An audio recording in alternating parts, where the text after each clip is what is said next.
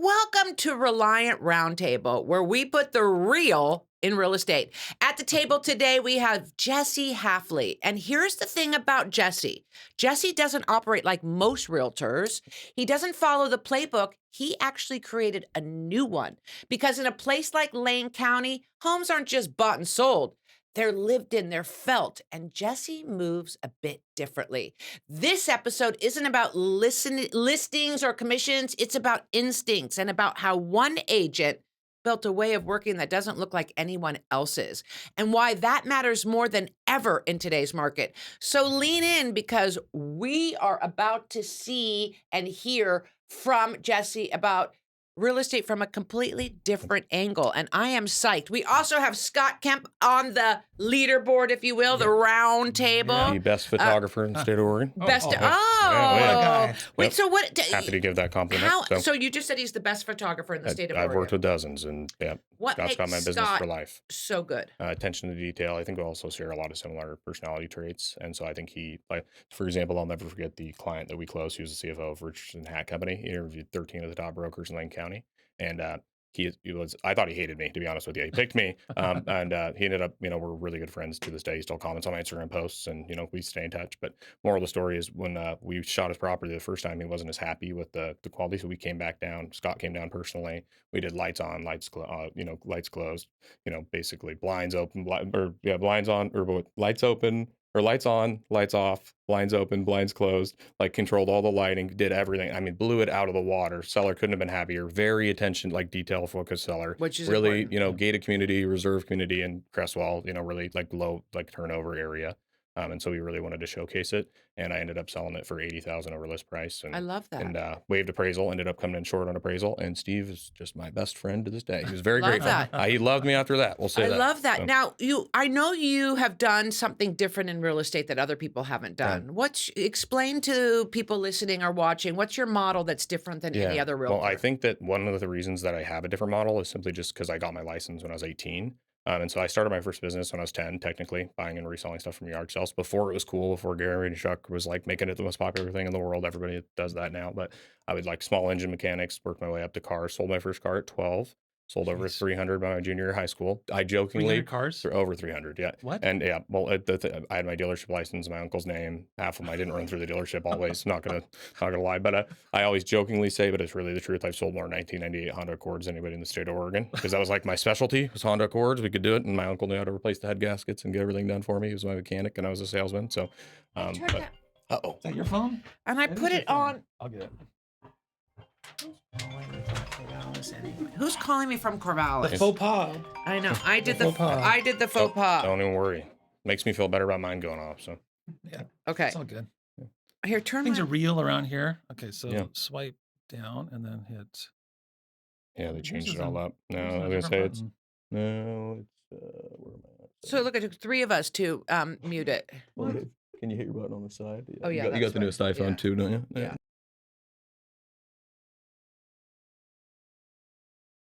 So, okay. Edit moment. So wait, so you really at a young age were an entrepreneur, and Yeah. would you say a salesman? Oh, for sure. By necessity. So I grew up in like nobody in my family has ever made over 6 figures in their life. My dad got laid off in 2008. If I wanted a cell phone like all the other cool, rich kids at school had, it was me paying for that. There were months Right. I paid for the light bill, especially Right. in the tough months. And I love my parents, but they came from, broken homes in a lot of ways. And so, they built on the shoulders of their parents, but I learned quickly that if I wanted to make something happen, it was going to be on me. And so, it just really drove me into business. I'd love to say that, like, I think really the defining moment that got me into business, funny enough, was I had a lemonade stand. And my I remember I Classic story. had a lemonade stand. It was out in front of my, the house my parents still live in, that she bought and overpaid for back in the 80s for $35,000. Thank God she did. But I was out front, and a neighbor pulled up in like a brand new Mustang at the time, and I just thought that was the coolest thing. And he gave me $20. I was only asking like 50 cents. He gave me a $20 bill, and he's like, you keep at it, because I was like, would you like some lemonade? And I was really friendly. My parents, one thing my mom did amazingly was, like, she always made me order for my own food or the restaurants from a really young age. So I love talking to people. And when I go to yard sales, my dad's like the biggest talker in the world, right? So like I kind of mimicked after him. And so he always taught me, like, if you don't ask, you'll never know. So I'd go to yard sales and I'd ask. I had a whole list of things that I'd buy. And so I'd go in and then that got me into I loved interacting with people. Like I had a relationship with the guy who owned Dave's Killer Bread, who started Dave's Killer Bread. He would bring people down because he would mentor them after they got out of jail, and they would buy cars from me to get them back up on their feet. So like I sold like probably at least a dozen cars to him I really exclusively. think sales, I think it's something that literally like is you're born like you Oh, just know how totally. to do it because Yeah. I was the same way. I'm Like not good at it. you're not good at it. No. Yeah, it's what I feel the most comfortable in. Yeah. If I'm not help, in a lot of ways, real estate is sales, but it's really problem solving. Problem solving. But I mean, Yeah. it's something where from a Well, really early age, the sales aspect, I love the interaction, the meeting people. I had a totally different approach with cars. Like I would tell people, and keep in mind, I couldn't even drive these cars Right. legally at the time. Right. Like I'd have to have other adults drive the cars down, and I would sell them, and they would be like, "How old are you?" And I'm like, 12. And they're like, "I just bought a car from a 12-year-old. Like, what's happening?" It was Right. a 1998 Ford Taurus, and it was a horrible green. I remember it was like the hatchback version, but sold it for my dad, and it got me hooked. And then that was it. and Then because you're my a parents are salesperson. older, Right. so they didn't know how to use technology, but Right. I did. Right. And then basically could go buy a car for $200. And I mean, I to this day, I'll still buy cars from clients that Right. I'd still Well, hooked. So but you don't sell cars. You are a realtor. And Yeah. what I think is interesting is you do something a little bit different Oh, than absolutely. anybody else. So Yeah. how would you, someone listening and watching, what Yeah. makes you different? What's Well, your brand yeah. that's Well, what in real got me estate? interested in real estate to begin with, this is kind of hilarious, but it's the truth, is that I didn't even know about making commission. I was more interested in like the real estate investment side of Right. real estate. And so when I got my license, I started at Keller Williams. And just because they had a great training program, I'd been told by one of the owners of the gym I went to that, go to Keller Williams and come work for me after, they teach you everything. And so going into it, I worked with a gentleman who he built his business off cold calling. And so I got to learn a lot because for sell by owners and expireds are people that have had the worst of the worst experiences. I mean, I could list a dozen, but I mean, whether it be the Right. agent that never calls back or Right. that doesn't put the house in MLS. And so then I got to hear and see him, who, I mean, he was a really high producing agent at the time, and kind of emulate. And then, I always say, take what's good from people and then implement it in my own way, in my own creative way.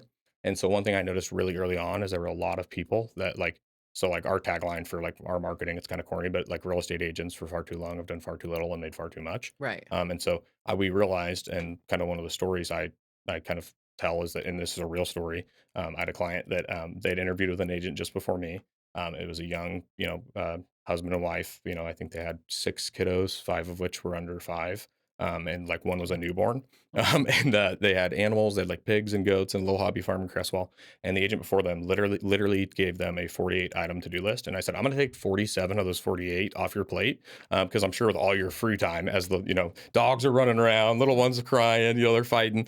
And he worked at the jail, and she was an ICU nurse. I'm not exaggerating. So I'm like, with all your free time, I'm Right. sure you'd love to do that. Right. So we go in and we provide licensed bonded landscaping. We partner with local contractors, local service providers. So wait, back up so you come in and you say, I'm going to sell your house for a certain commission and it could be a higher commission Yeah. because for that higher commission, we're going to do a coat of paint. We're going to do landscaping. If we need to knock down a wall. Yeah. So what is that commission? So typically we're doing 3.5% commissions on the listing side. So it still works out to be a 6% across the board, but now with the negotiable buyer's agent commissions. And how much are you spending? It just depends on the property on average. Obviously so one of the big success stories, and can we pause for a moment so I can drink water? I'm sorry. Yeah. Always. I've been taking too much creatine, so my mouth has just been getting dry in the desert.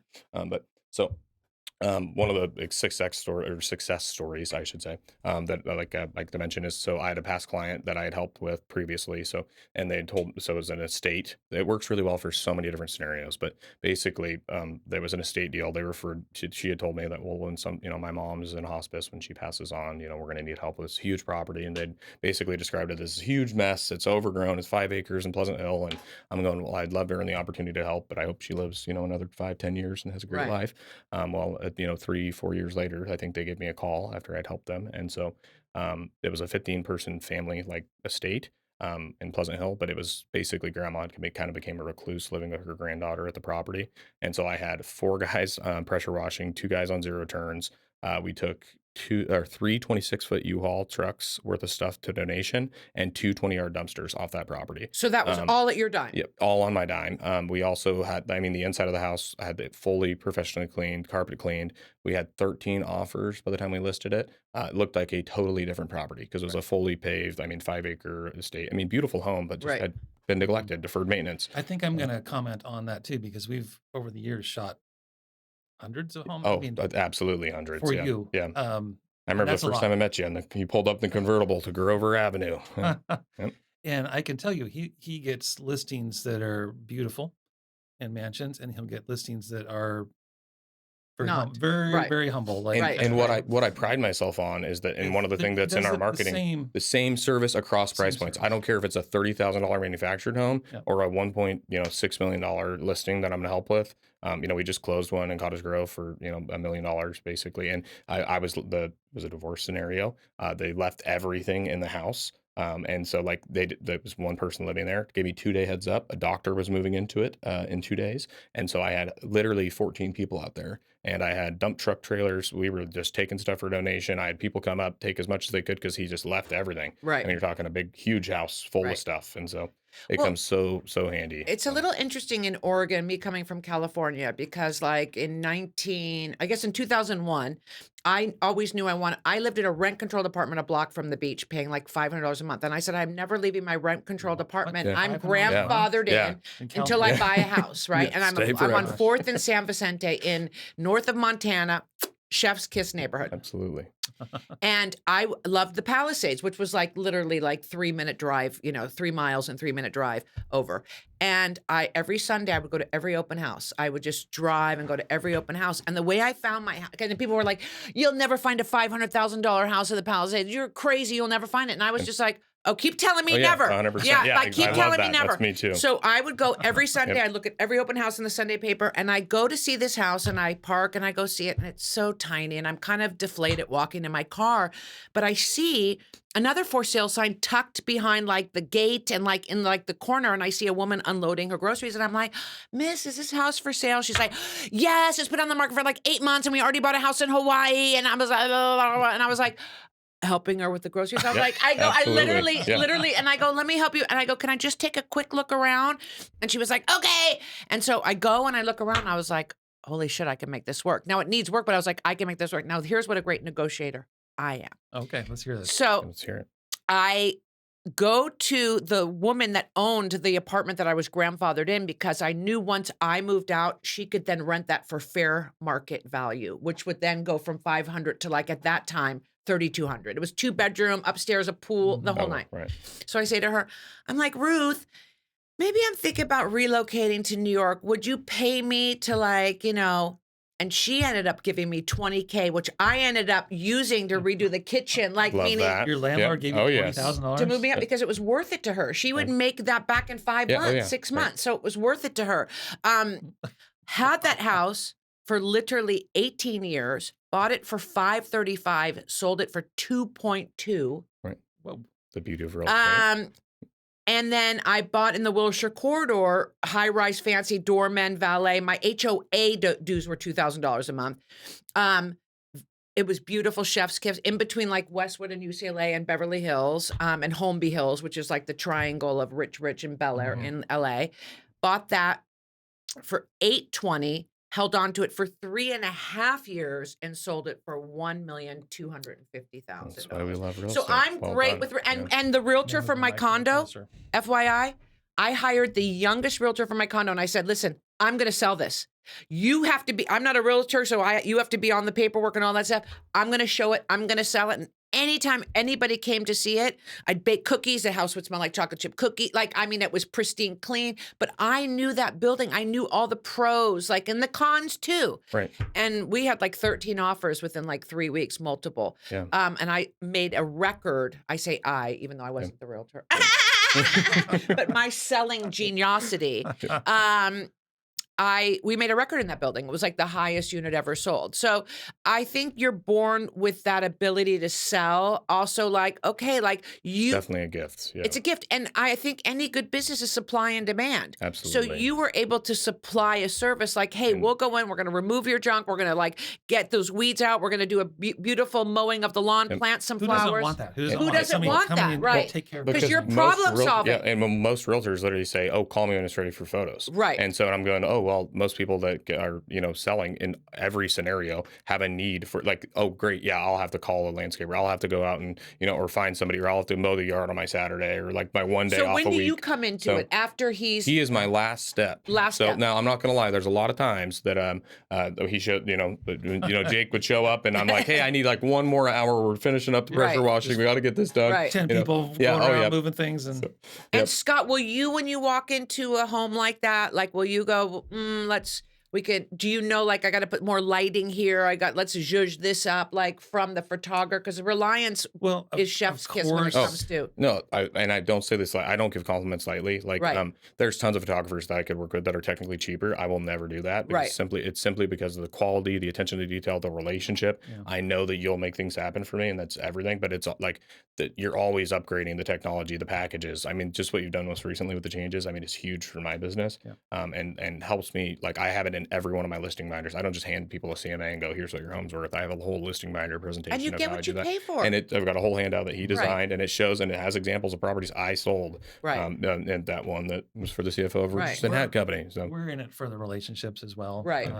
So What's your biggest of course, challenge? Of course, when we go into a house, I'm going to answer your previous question first. Okay. We'd like it to be ready for photography. I mean, Right. Yeah. who doesn't? Who doesn't want to? We don't want to go there and Be sweeping boxes up are- and yeah. right. So ideally, of course, but we also value our relationship with our clients.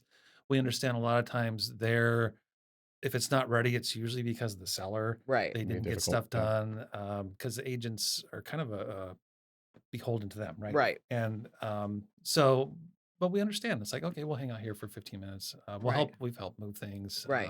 Get the broom out. Yeah, Yep. because we want that relationship. We want Yeah. Right. we want that next job, Right. to be honest. But Scott, let me ask you a question to you. What do you think? I mean, I'm a big believer is like you get what you pay for. Like meaning, Absolutely. do you feel like and you have to spend money to make money? You sure do. And do you think that's sort of lost on this new generation of realtors or I think so. We've had so many realtors that will just buy like the base package, the Yeah. base photos, Kills and me. they don't understand that this is their marketing budget. Right. This This is their isn't- exposure to like their listing online. Like the reason why somebody clicks that thumbnail shot or not is the quality of that photography. Mhm. right? And people are still taking their own photos, which And blows me away. they don't understand. I'm that not a photographer. I am a Right. realtor. a lot of the content that we give them is not to sell the house. It is to get their next 3 listings. Right.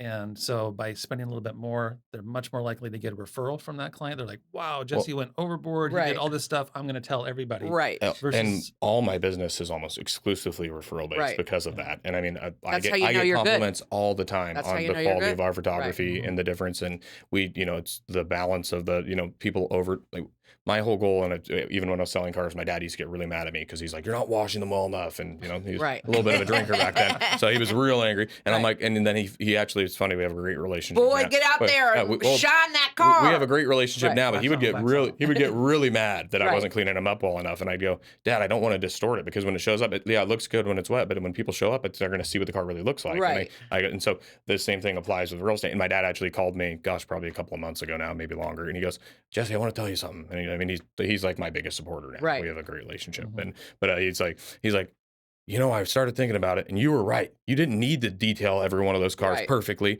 He goes, he worked at Marathon Coach building, $1 million motorhomes for Right. every celebrity in the world. So he was so detail focused, but he didn't realize that my whole strategy was to, basically like I Not didn't want to catfish distort them. it. You didn't want to catfish They're going them. to show up and see it. Right. The whole point of photos Right. is they're going to see the property Right. in person versus a lot of the other photographers Right. that I've worked with previously or that I see, or Right. like when I'm showing buyers, well, it's like, oh, well, this room's obviously a lot smaller than what Right. it looked like in the photos because I use these huge fisheye lenses and just distort the 100%. property. Our goal is to get people off the couch on a Sunday, come to the open, or to go out and call their agent and go look And at the that's property. the biggest pet peeve. It's like I want the place that I'm going to look at that I'm interested in to look like the place that got me interested in going to look at it. Absolutely. Let's talk about social media because, me coming from California and coaching so many of the top realtors there. And Yeah, you are an awesome coach. I am an awesome coach. We I need have to, coached, talk about that for a second here because this is what you do for a living. Right. You've done it for 30 years. 30 years I've been a media And coach. it's crazy that you live in Corvallis.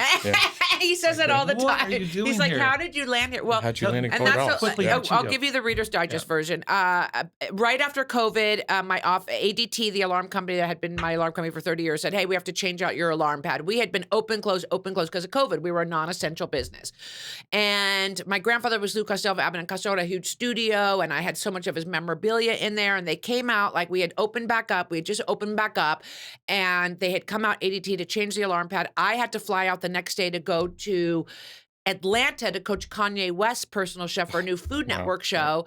And so ADT comes out and this guy comes out and I could tell, like, I want to say like he was a little stoned, FYI. Like he was like, well, do you know how the last guy wired it? I'm like, dude, what do I know? You know what I mean? Like he could have used your service at that point where, all I said was, all I know is there's the box and then there's a box in my little green room that it goes to, right? There's the pad.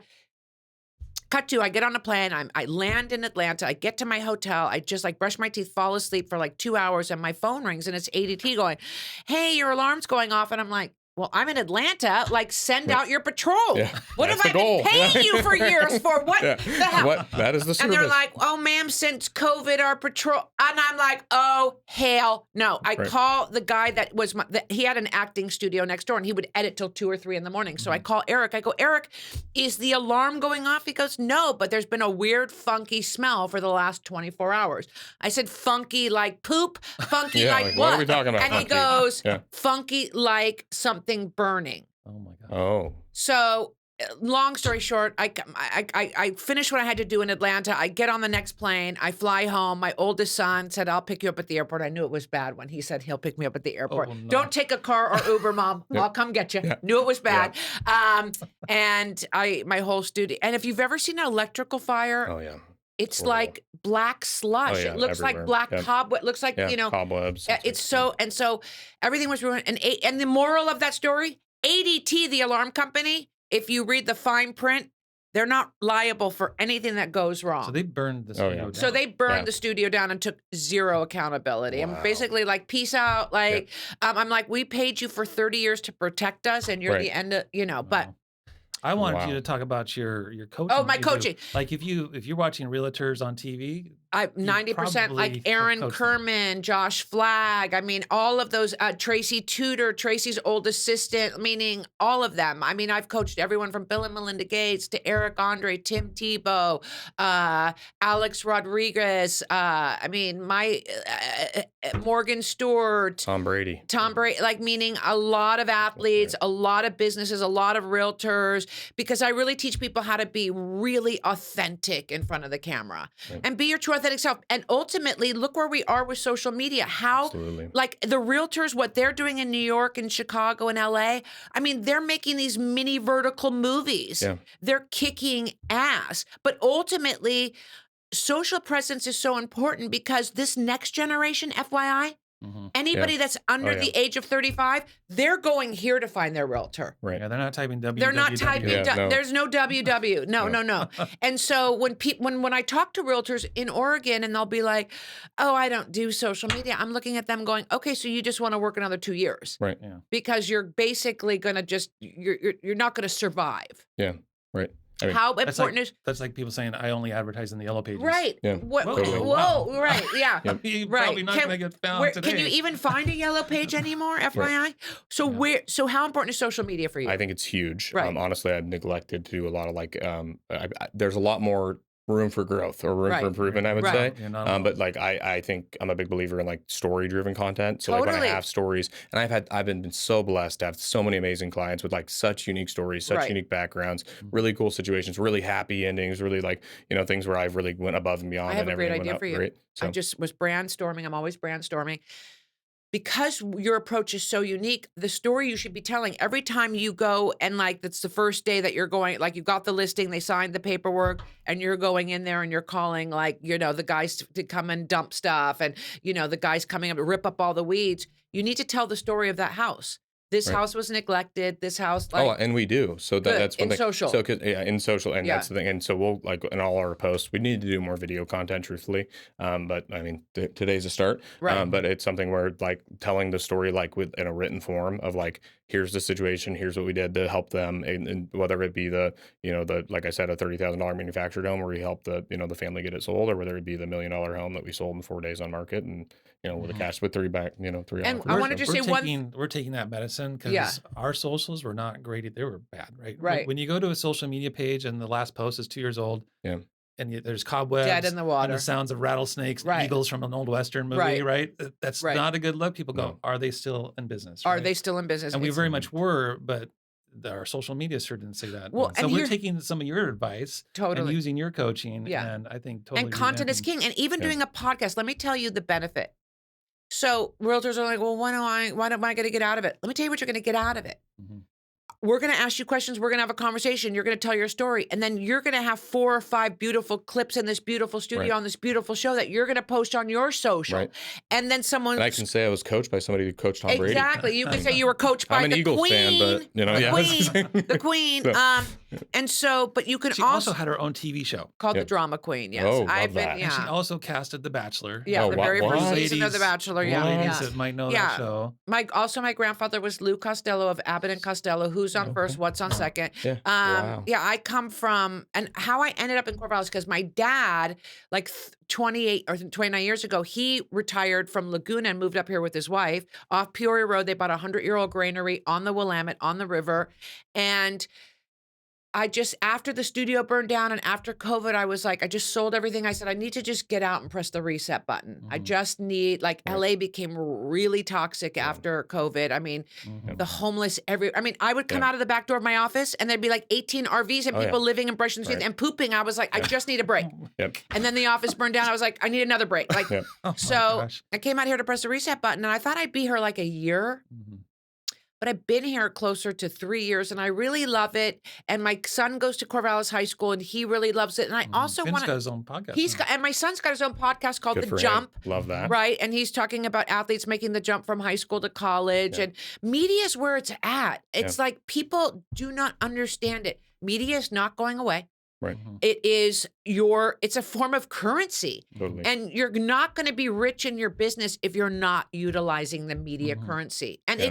and it is a current. Yeah. And it ebbs and flows and it changes and so, getting a little coaching, being your authentic self, kind of honing what your brand is, what makes you unique, Yep. which is why I loved having you on when we talked, because I said, I love that he's doing something different Yeah. within the scope of real estate, because you always hear the same old story. Well, it's I'm a big believer in it's to the industry either diversify or die, right? Right. We need to or innovate, and change the industry. And at the end of the day, otherwise, AI very well may replace us. And the reason Coming why after my job, that's people Right. people sure. people Right. always are saying, oh, AI is gonna basically replace real estate agents. And I go, well, if you could take the human element out of it, that sure could. Right. Because believe me, there's a lot of times where my wife's like, oh, Jesse's not a real estate agent. He's a hostage negotiator. He's a crisis negotiator. Right. He's a counselor. He's the unpaid. I'm everything. I'm Right. all the board. Right. I'm taking calls at 8:30 at night to make sure I'm calling them down because I promise we're going to close. Don't Right. worry, we're here. I think there's some things that AI can't take. I said this the other day when I went into the bank, and I said, the lady was like, "Well," I go, "Where are all the tellers?" She's like, "Well, the big corporations want us you guys to do everything online." I said, "Well, you tell the big corporation this.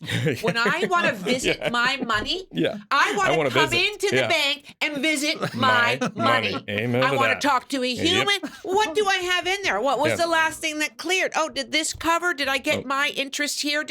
I'm Let- coming in to visit my money, and the day I can't, Yep. I'm putting it in my mattress. Yep. Let alone try to get it out of the bank. I was Let gonna say alone try to get cash. it out. Oh my Exactly. gosh. Forget about A that. criminal. Yeah. Criminal. Exactly. So yeah, I think some things like when I'm buying like one of the biggest assets, a home. No, I want to speak to a human. Yeah. I want the human. Absolutely. When I'm checking in on my money, Yep. human. Well, and something I think that's been a big like strength of mine is like I pride myself on transparency. So Right. as much as like there's that used car salesman mentality, and I sold Right. cars growing up, I was transparent with them. I had a model where like if the car broke down within a month, and people would abuse it. I had a Right. guy literally go out and like drinking and driving like Right. out in the woods and like brought the Chevy back like a week later, and there's beer Doesn't cans work. in the bed, and I was like, here's your money back. I'm gonna sell it to somebody else. We'll fix it up. Right. You know, and I'd rather take a loss and have a good reputation. And so, and transparency is so key because, and people ask me all the time, especially like I got Rookie of the Year at Keller Williams. You know, I've had the Icon Award with EXP every year that I've been with EXP, and it's something they're like, oh, what's the secret? What's the secret? And I'm like, truthfully, the secret in this world, and it's sad, is if you're actually transparent, you're honest, and you truly do your best for them. Right. Like you're going to get business because Right. it's almost unheard of. Right. We're unfortunately in an industry where a lot of people like are known to like lie, mislead, kind of that sleazy, like overpromise, Right. overpromise, Underdeliver, underdeliver versus like when I meet with my clients, and my gosh, my assistant's probably heard me say this a million times. You but over-delivered, I always say, listen, I'm going to set really conservative expectations that I'm Right. not confident I can just achieve, but I want to exceed. Right. And so I like versus the guy who's going to overprice it, and I watch people drop, and Right. sell for, gosh, there was one that sold for 60% of original list price. It was $1 million plus home. Right. And it was like, oh my gosh, like what they did not do their client any No, service. and I would, every time a realtor would say to me, let's lower the price. Well, no, you're just being lazy. Yeah. Why would I have to lower the price? You raise your game and get a little better at finding a buyer for Yep, this and get unique exposure. property and get Right. exposure. Yep. So that's just that's a lame excuse. Lower the price, lower the price. Oh, sure. Yeah. If I lower it any lower, lady, well, I'm giving it away. Yeah. It's like my, you know. Well, and that's the other thing. I provide proceed estimates immediately up front upon Right. like when I present my CMAs. I don't Right. like other agents like, oh yeah, they just expect their clients just to be able to do math and like Right. just guess. Like, no, I want them Right. to know. Wow. Here's what, It's because most of the time complicated. they're not just going to sell. They're going to end up buying something, and they need to know. Right. And yeah, it's not, you got to understand what you're going to get. And so we're running Right. all of that, giving Right. them like transparent, like open. Here's exactly what you're net. And I'm running conservative numbers. So when we get down to closing, you're going to actually end up with 2 or 3 or 4 or 5 or 10,000 more. Right. Because I'm running numbers high. And if we can negotiate commission here, or we get a little more on sale price, or your prorations for your taxes and insurance come back, I'd much rather they end up with a happy surprise at closing than, oh, I'm going to get even $500 less at closing. Okay, So I'm running my numbers conservatively and being transparent. Business question for you. Okay, so you're in you're in Eugene, outside of Eugene, Yeah, in South Lane Lane County, County, yeah. right? We have obviously the docks, and Oh, yeah. or you got U of O. It's Right. huge. Where's the market? Yeah, I mean, truthfully, I think it's on like it's leveled out. It's really price point dependent right now. So like entry level homes, extremely hot. High end homes, extremely hot. I think the tougher market right now is that I'd say Middle like of the- middle of the road, just because of where rates are at. I think we're seeing a lot of transplants, people still moving here, and I Yeah. think the market right now is ramping up. Right. I mean, I just closed out on like 4 deals, but I had 13 in escrow. And then I'm about to go put 2 or 3 more in today. So You wow. see more people moving here. oh, tons of people. From yeah. where? All over? All over. It was Yeah. funny for a long time. It was like Californians, like exclusively. That was like the joke, but it's Right. not just Californians. It's Right. You people- were a joke, by the way. Yeah. I know. California. It's I like know. Florida, Hawaii. I did a full video A lot tour of on my Hawaiian people Starlink. come here. Yeah. All the way out to Reno, which you don't even know where that's at. No, It's I like the don't. middle of nowhere, Right. Outside of Cottage Grove, Oregon. It's like 30 minutes up, in the middle of I the know where the woods. mall is in Yep. Eugene, There and I we know go. where Yep. Autzen is. So yeah, keep going a little further Yeah, south. yeah, yeah. What is it, We'll get 15 you down there. minutes south, Yeah. you do? Yeah. 15, 20 minutes. I drive pretty fast. It's Right. more like 15 for me, but more like 30 if you go the speed limit. But dude, I I tell was out there people on Starlink FaceTiming a family from Hawaii who wants to Right. get out of Hawaii because Right. of all the flooding and everything, and wants to move Yeah. back here to Oregon. You Yeah. got to stop putting your arms up like that, because you were putting. I gotta You're keep pulling my taking sleeves. you're taking I us to swear the it's a gun show, large. and we don't I don't- like it's not. it. It's not a medium. Yeah. It's not a medium. Yeah. It's Okay, a so large. You got to be working out for that, right? It's the best thing I ever found. I started working out when I was 14. It's changed my whole life. Right. Like other than my wife, I'd say that. Yeah. But I mean, So like, what do you bench? 375. So, yeah. What is I your couldn't get 375. What does your wife do? Stay home dog mom with our 2 Frenchies. Love it. Scooch No and babies? Gus. No Nope. babies besides- We're finally ready to stop being selfish, and Got so it. we've taken our time. We're middle school sweethearts. We've been together. I for, love that. We just had our Middle school 14-year sweethearts. dating Wow. anniversary. We so- got to cut for a commercial. Let's cut to our Okay. commercial there. We got to pay the bills. Pay me the that's- bills. Yeah. We got to pay him. Yeah. We got to. Raul's getting it set up there. Yeah. Well, as Raul gets it set up. So yeah, like, so does she love and support what you do? And So I'll tell you the honest truth, and she would too. At the beginning, she did not, and it's just because we grew up together, right? So, Right. she was used to me being able to sell stuff, and I was making a lot of money, Right. from She didn't like how 15 much to 18, time. and in real estate, I was doing opens every weekend. I Right. mean, I was doing cold calls, if, Right. like 3 hours a day minimum if I didn't have appointments, and I'd go on appointments all afternoon. Just kind of built my business because I didn't have any evidence of Right. success at that point.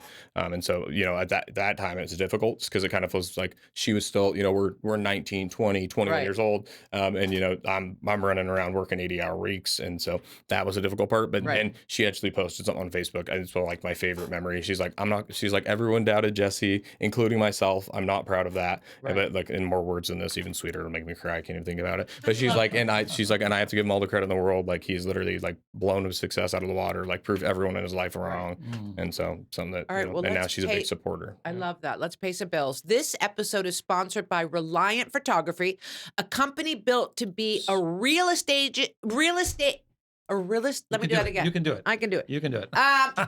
This episode is sponsored by Reliant Photography, a company built to be a real estate agent's best Okay. friend. Yes, from scroll-stopping 3D tours to standout headshots for LinkedIn to creating social content that actually gets you seen.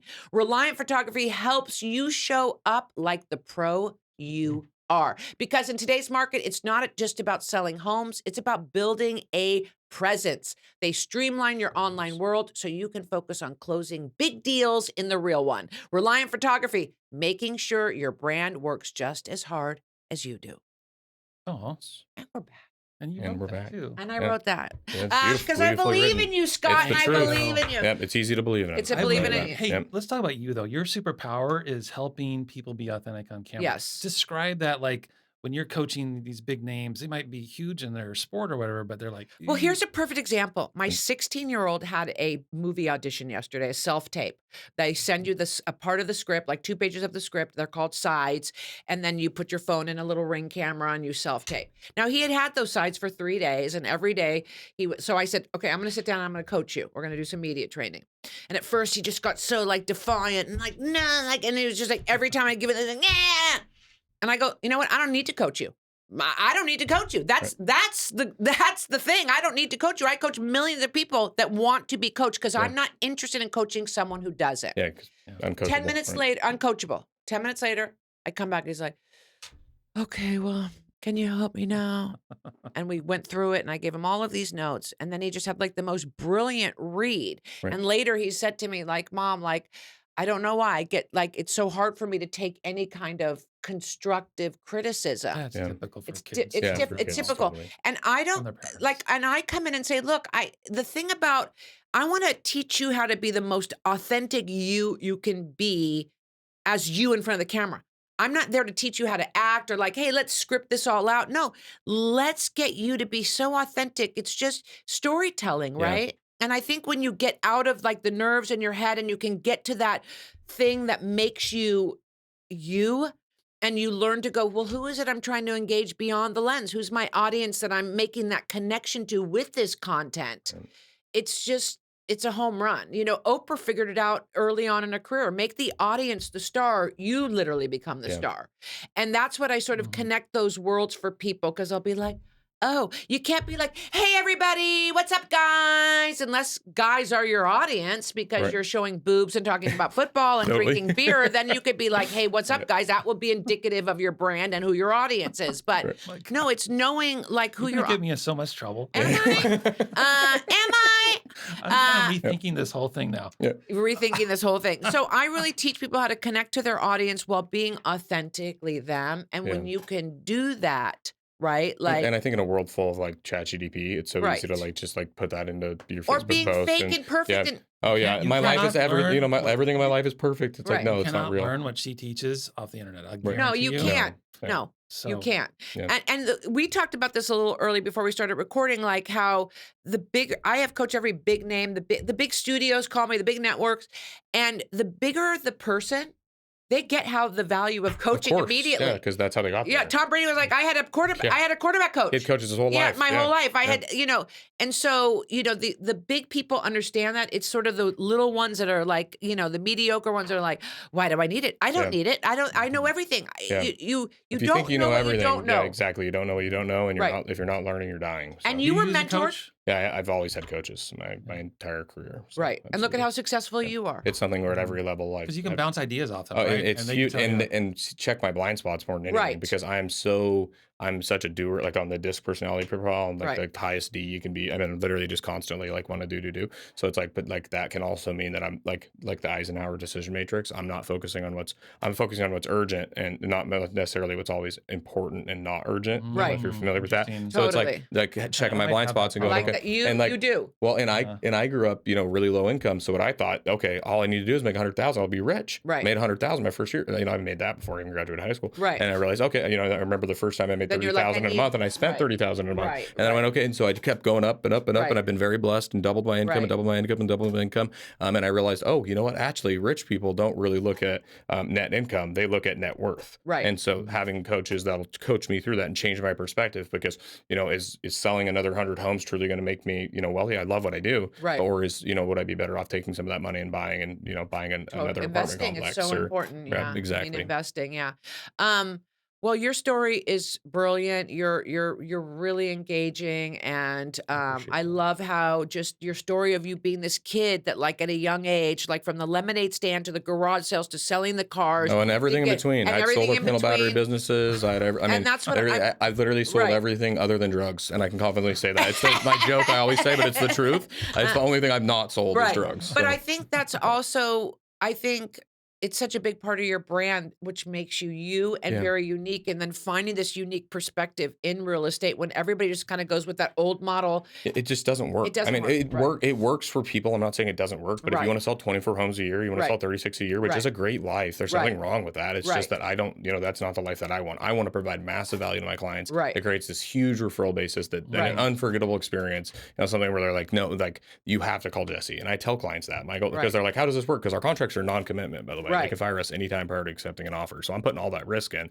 In California, it's not like that. Once you sign, like, you're with that realtor for 3 months. Yeah. And like, well, and we have to have a term length because we use the RMLS provided sale agreement, but it states in the additional provisions that anytime prior to accepting an offer from a buyer, they can fire us at no cost or fee. That's not typical, right? No, not at all. And the reason I did that is because I worked with so many first sell by owners and expireds who literally, I had one lady and she bought and sold twice with me. And not just gunshot, they had such bad experiences that one lady had a listing taken. She signed a contract, a 9-month agreement, which I'm not even sure at the time if that was illegal, but regardless. But point being, she literally, they never put a sign in the yard, never put it in MLS, and she could never get a hold of her. And so I ended up selling that house. We had multiple offers. It was unwilling to recoup. I mean, horrible experience. She was an older lady. She had lost her husband. And I mean, so when I ended up working with her and so I sold her first property, then I sold her the property she moved into, and then sold that one, and we helped her move all the way up to Vancouver.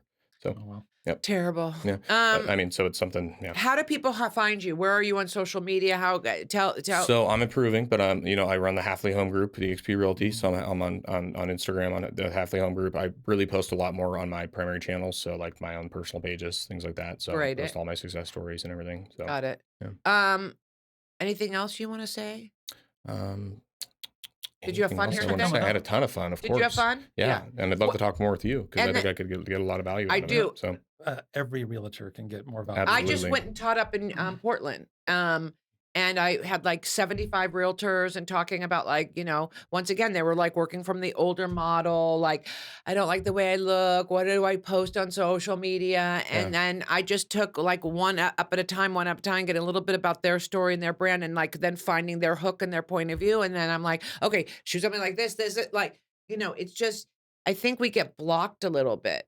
Even me, there's Totally. times where I'm like, I gotta go dye my hair. I don't want to go to be on camera. It's And easy then to I just do. like do it, right? Yeah, I remember the first video shoot we shot. I was like so awkward. I had to make so many different takes, like Right. the same thing. And it's like, and meanwhile, I can go interview like against 13 other agents with Right. a CFO of a company that's like grilling me with questions. I mean, I love the challenge of it. I love Right. to be tested, but like not nervous at all. But like to be on camera and like tell That a is success so story. common. So I it's hear a that so weird much thing. for Yeah. realtors. Like, Yeah. I'm not good on camera. I don't like the way I look. They have so many excuses for not being on camera. Right. But guess what? You got to get over it. Got to Yeah. get over I it. think it's just a fear Get thing. over it. What's Yeah. new is exciting. I always tell my clients it's it's anxiety and excitement are very similar Right. emotions. It's just more about just being Right. confident and pushing through. So Exactly. There's a guy that sells exposure real estate therapy, somewhere yeah. in here. He sings and writes songs. Oh and yeah, plays. yeah. What's his name? Tim Rist. Well, I love his content though. Yeah. And if I'm a millennial coming from Idaho buying a house in Corvallis, Oregon, guess what? They're going to hire him Yeah. because you really You look up Corvallis Road. I mean, he's super involved community locally. Right. And he's Right. crushed it for years. and he just gets out there and he Tim just was crushing wacky it when I stuff. first got licensed. So yeah. Right. Tim's also got a very similar backstory to you. Really. So yeah, kind of like just started super young, and Yeah. so It's a beautiful you thing. guys are like doers. I love it. Yeah, I love it. Doers and sellers. Well, you heard it here first on Yes. Reliant Roundtable, the podcast that discusses everything that's real in real estate. Oh, Bada bing, bada boom, Yeah. mic drop. Boom. Thanks for Tag, joining us, we're guys. out. Boom, boom, boom. And that's a wrap. Boom.